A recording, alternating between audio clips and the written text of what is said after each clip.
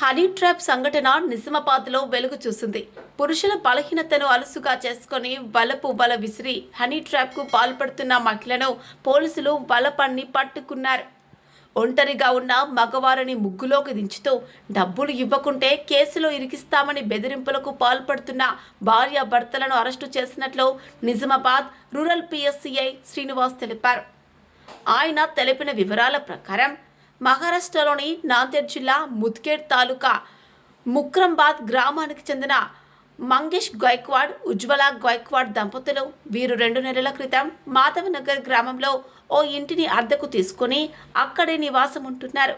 ఉజ్వల Gaikwad Kanteshwar bypass Armoor road ప్రాంతాల్లో road పక్కన నిలబడి ఒంటరిగా వెళుతున్న మగవారికి సైగలు చేసేది.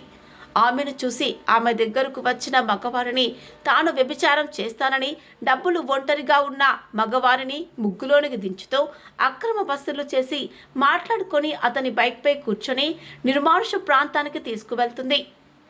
అప్పటికే వీరు వెళ్తున్న బైక్ వెనకాల నుంచి ఆమె భర్త మంగేష్ గైక్వాడ్ ఫాలో చేసేవాడు. నిర్మానుష ప్రదేశంలో బైక్ ఆగగానే భర్త వచ్చి డబ్బులు ఇవ్వాలని డిమాండ్ చేసేవాడు.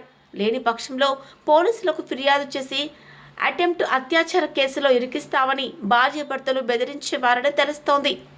ఇలా చేస్తున్న వారిని శనివారం తమకు అందిన సమాచారం మేరకు పోలీసు బృందం గూపన్పల్లి కమాన్ వద్ద మాటు వేసి ఉన్న పోలీసులు ప్రజలను మోసం చేస్తున్న కిలాడి దంపతులను పట్టుకున్నారు.